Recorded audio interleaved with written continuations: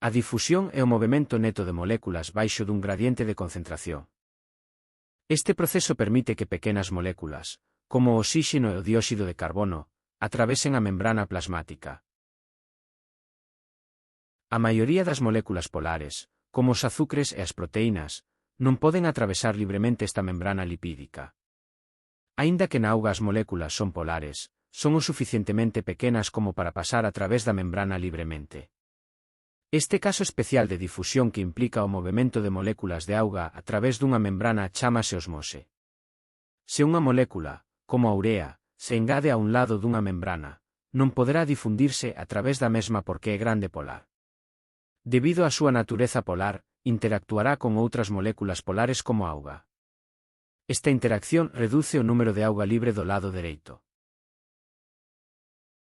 Con menos auga libre á dereita, agora hai un movemento neto de moléculas de auga a favor do seu gradiente de concentración cara ao lado coas moléculas de urea. Porque máis moléculas de auga están a moverse a esta zona que a saír, o nivel da auga no lado dereito subirá. Se as concentracións osmóticas de dúas solucións son iguais, as solucións son isotónicas. Non obstante, cando as solucións teñen concentracións osmóticas desiguais, a solución coa maior concentración de solutos é hipertónica e a solución coa menor concentración de solutos hipotónica.